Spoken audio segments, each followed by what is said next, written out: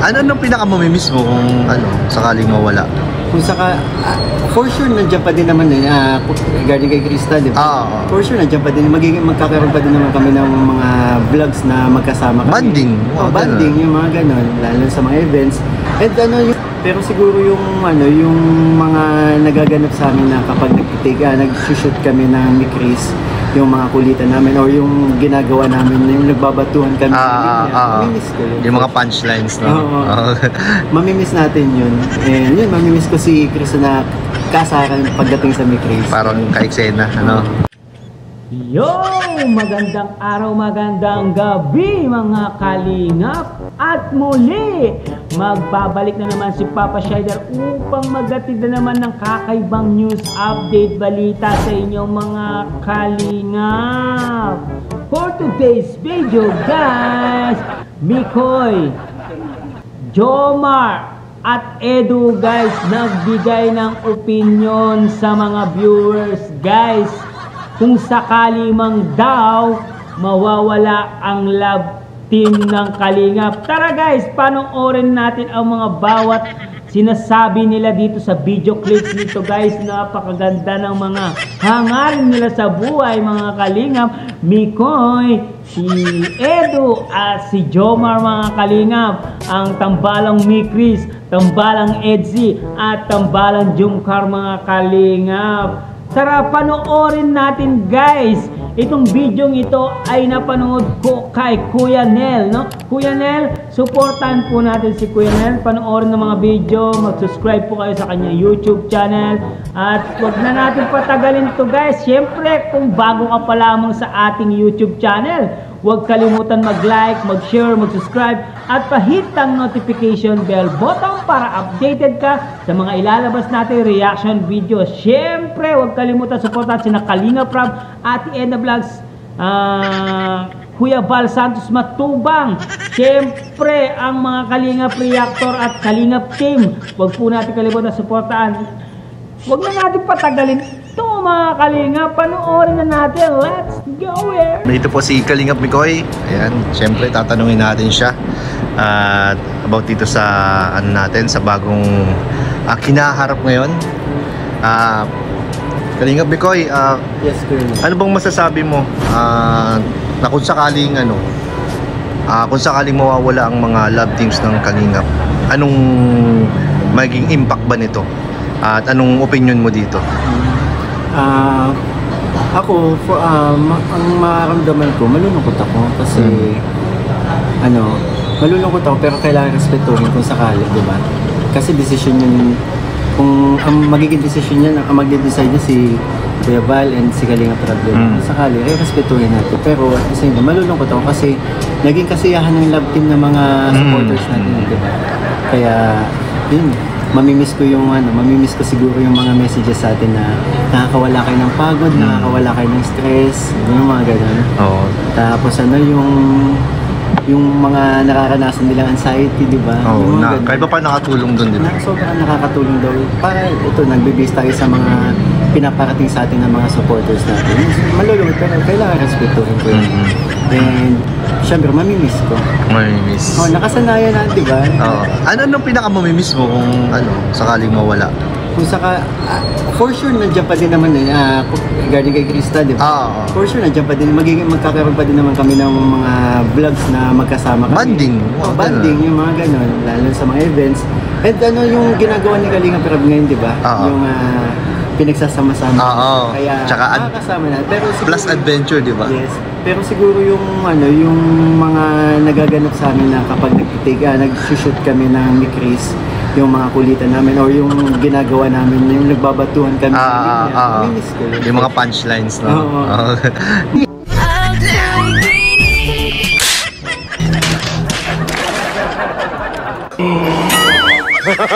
They don't get lucky.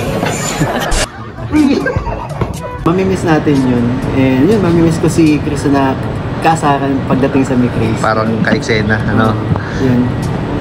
Pero naniniwala pa ako. Kaya pa. Pero wag naman sana, no? Wag naman sana. And sana ano yung sa nangyayari sa atin ngayon, lalo na sa mga yung binabati ko sa atin ng Kalingap, sana hindi magtagal. Actually, marami nakakaintinding tao sa atin kung bakit natin ginagawa. Oo naman, no. Kung anong purpose natin, kung bakit may love team. Yes. Kami nga, tandem nga, di ba? Oo. Ang dami na mas marami nakakaintindi, mas marami nakakaunawa kung bakit natin ginagawa. Yes. Yan. Kaya naniniwala ako, kaya pang ilaban. Kaya pa yan. Yes. Tsaka, ito ay ano lang, pagsubok lang yan. Pagsubok lang to. Ayan. For sure malalampasan natin. Yun, no? Yun. Salamat bro, salamat. Salamat kuya. Grabe. Sarap, nandina. Sarap. Yun guys, narinig natin si Papa Mikoy na sinabi niya na malulungkot daw siya kung sakali mang mangyari yon. At syempre mamimiss niya rin daw yung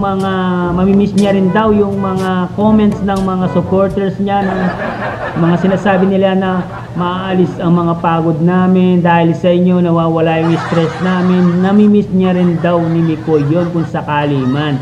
At syempre, yung number one guys na mamimiss ni Mikoy, yung kanilang banding ni Krista, ang kanilang kulitan, ang kanilang batuan ng mga punchline, ang mga eksenang ginagawa nila, mamimiss na rin po ni Kalingap Mikoy yun. Hindi niya sigurado makakalimutan ang mga bawat eksena. Siyempre, part 15, umabot sila ng part 15, tapos bigla lang mawawala. Hindi makakalimutan ni Mikoy yun guys. Guys, dyan lang kayo guys at panoorin pa natin ang mga bawat sinabi ng mga leading men ng mga Kalingap Angels. Let's go! So ito naman po si Kalingap Edu. Ayan. Ayan. Bro, saglit lang to bro kasi kailangan ko lang marinig yung opinion mo dito sa mga kumakalat at sa mga naririnig natin na mukhang ano daw paano kung mawala ang mga love teams. Anong opinion mo dito? Anong epekto nito? Ano kung mawala ang mga love teams, maapektuhan sa akin o sa lahat? Sa iyo at sa lahat. Sa lahat. Siyempre, sa Kalingap, yan, sobrang laking bagay niyan kasi mahirap mag-maintain ng mga views. Yung isa yun. At minsan, ang mga viewers sila mamimili ng papanoorin nila eh. Kaya kailangan din talaga minsan ng konting pakulo para ma-entertain yung iba, para mas maraming makuhang viewers ang ating mga YouTube channel. Kasi kung paulit-ulit lang tayong ito lang tayong gagawing strategy. May posibilidad na bumagsak ang ating ginagawa dito. Yes. At maraming maapektuhan. Kaya yung ginagawa ni Kalingap Rob na yun, paulit-ulit naman yung sinasabi na yun po ay para sa ikabubuti ng mga ibang tinutulungan. Kaya yung iba naman kasi po ay hindi masyado nakakapanood, kaya akala nila para lang yun, paglalandi at kung ano pa man sa kanilang hindi sila masyado nag-relate na gano'n. Nire-research yung kanilang yung ating ditong yung ginagawa. At yun, saka siya pa yung sabi niya sa akin naman epekto. Siyempre maapektuhan tayo kasi una sa channel natin, siyempre malaking bagay din yun sa akin, sila ng mga kapartner namin ng mga leading man. Siyempre sa tinutulungan ko rin pag kawawa din sila, siyempre kawawa din ako guys. Siyempre mawala na ako ng love life.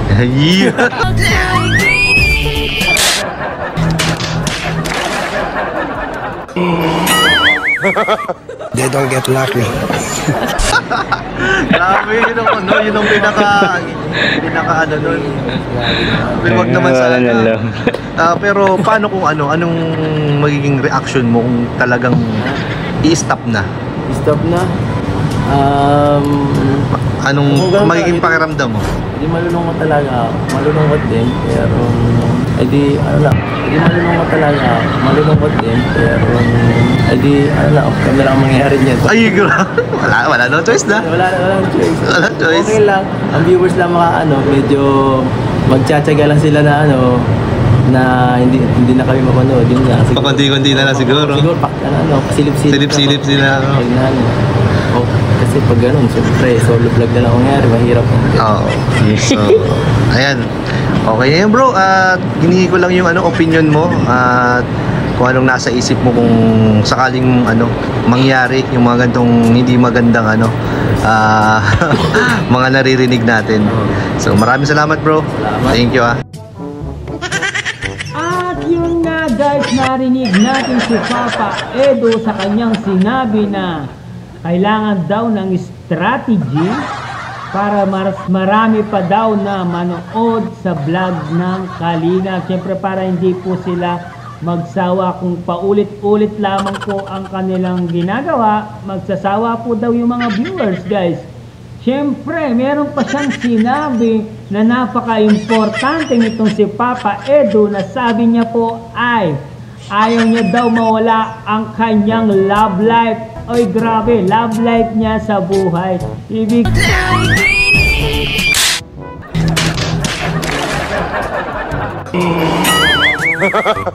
sabihin guys, talagang serious na po itong si Papa Edo kay Biancy mga kalingap na ayaw na daw mawala ang kanyang future love life mga kalingap. Yes!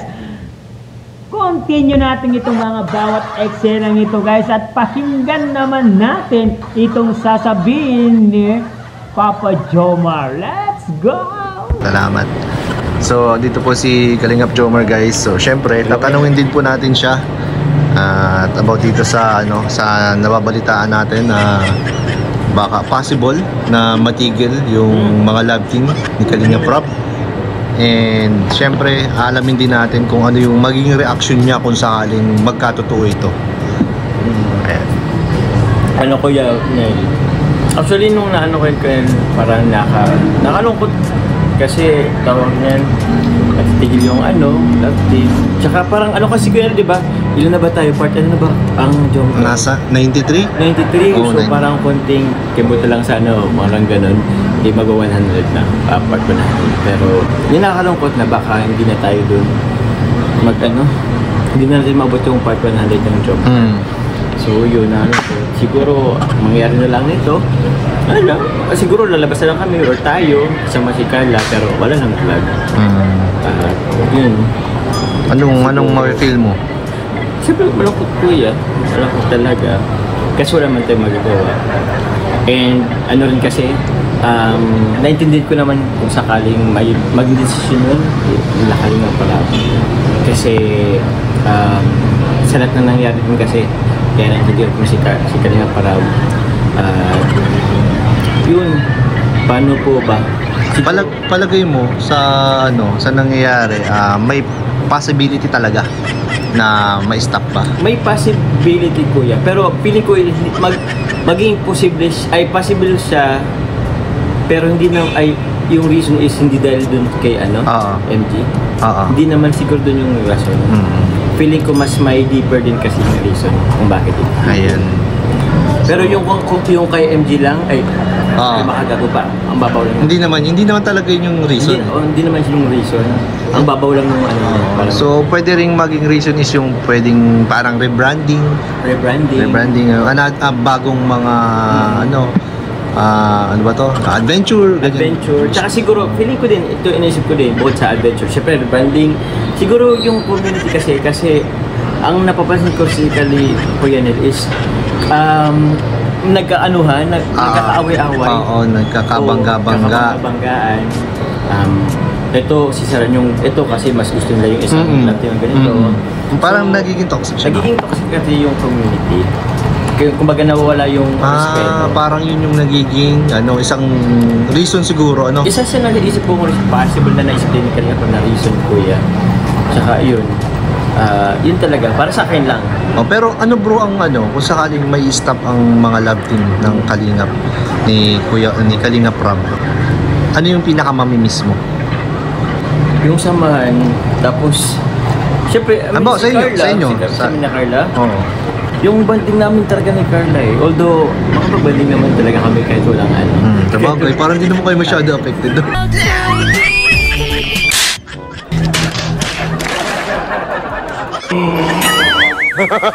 They don't get lucky. Ang feeling ko kuya, ang maapit ko lang yung viewers. Yes, pero kami is, same lang din, labas, live sa labas, vlog, I mean, yun sa vlog, pero kain, dinner, C3, baka nga mag C3 din naman kami, wala namang ano doon, kaso di nga lang iba vlog na or makasama natin sa live. Yes. So, malakakalungkot lang, syempre. Ay, yung mga viewers, ang feeling ko medyo Maapektuhan. opo. So, ayun. Salamat bro. Salamat. Thank you, Pinagbigyan mo ako dito sa ano. Yes guys, eto naman ang sabi ni Papa Jomar guys, na kung hindi naman daw, kung sakali man daw mawawala ang Jumcar, no? Kasi umabot na daw siya nila na 93 episode na po yung Jumcar. Kung sakali man na hindi na daw umabot ng 100 yung episode ng Jumcar, pero maapektuhan daw yung mga viewers, mga kalingap. Siyempre wala na po silang mapapanood ng mga love teams. Pero sa kanila guys, hindi naman masyadong apektado kasi pwede naman daw silang lumabas, kumain sa labas na without camera at without vlogs, mga kalingap. Kaya lang po sila nagpapa-love team para lang po marami pong matulungan na beneficiaryong itong si Kalinga Prab. Kaya yung iba pong mga nanonood, mga viewers na yung mga bashers, hindi po nila naiintindihan ang gustong ipaliwanag ni Kalinga Prab. Mga sarado po yung mga utak nila, guys. Kaya dyan lang kayo guys at continue natin itong sasabihin nila. Let's go! Sa topic natin ngayon. So maraming salamat at God bless bro. God bless po. Ingat palagi. Ingat kayo palagi ni Carla. Thank you. Ingat po. Salamat. Anong kinakanta mo bro? Before let you go. Oh, bakit? Bakit? Maganda pa sa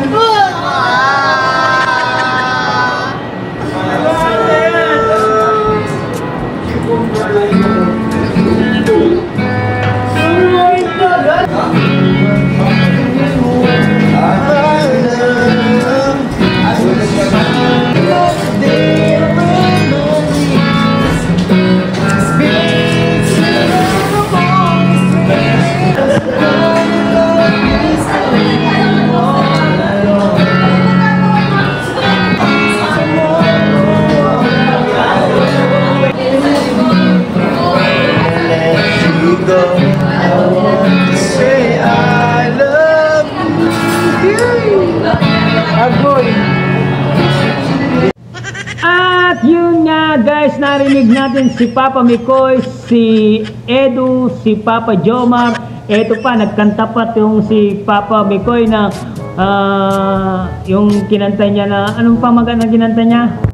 Yan ang pamagat po ay Before I Let You Go.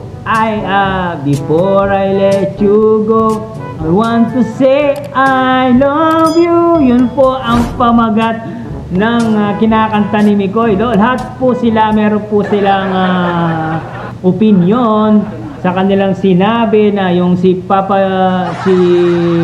Mikoy daw na hindi naman daw apektado, pwede naman daw sila maglabas-labas without the camera or without vlog. Ang magiging apektado daw yan ang mga viewers guys. Ganon din ang sinabi ni Kalingap Edu na dapat daw may strategy sa pagbablog para po hindi po manawa yung mga viewers natin, para dumami po yung manonood at yung mga viewers lang po talaga yung mag-aapektuhan dito kung sakali man mawala, pero malabo pong mawala yon guys, no? Ito naman ang sabi ni Kalingap Jomar na ganun din na pwede din silang lumabas, magkain sa labas or mag-date without camera. Mga viewers lang talaga ang maapektuhan doon. Pero kung sakali lang naman, hindi naman talaga totally mawawala guys. So pinag-usapan lang talaga nila na kung sakaling mawawala po ang love team ng Kalingap, yun po ang kanilang opinion guys. Sana naliwanagan po kayo kay Papa Shider, no? Pero para sa akin po ay hindi naman po mawawala yun kasi for entertainment lang po yan mga Kalingap, mga Kamikris. At siyempre sa dami-daming binablog ni Kalinga Prab, hindi naman na araw-araw love team, di ba? Ano lang naman yan every week isa, every 2 weeks dalawa, di ba? Bakit kayo gumagawa ng hindi maganda sa Kalingap? Bakit kayo naninira? Hindi naman apektado yung ginagawa nila, di ba? Kayo lang ang naapektuhan sa pambabas nyo, no? Kaya hanggang dito na lang ang ating reaction video mga Kalingap. Sana naliwanagan kayo sa mga sinabi ng mga tatlong magigiting na mga leading man ng Kalingap na si Mikoy, Edu at Jomar guys, no? Hanggang dito na lang ang ating reaction video for today's guys. Sana nagustuhan niyo itong reaction video na to guys. At kung bago ka pa lamang sa ating YouTube channel, huwag kalimutan mag-like, mag-share, mag-subscribe, pahit ang notification bell button para updated kayo sa mga ilalabas natin reaction video mga Kalingap. At huwag kalimutan suportahan sina Kuya Bal Santos Matubang, Ate Edna Vlogs, Kalingap Rap, Kalingap Team, syempre ang Kalingap Reactor guys. Sana para-pareho po natin suportahan ang Big 3 para hindi po mawala ang kanilang love team ng Kalingap guys. Yan po yung ating mindset, no? Suporta lahat kasi one Kalingap guys, one family. Maraming salamat guys sa pagsuporta at pag-stay kay Papa Shider. I love you all guys. Mama chum chum ba ba ba bro.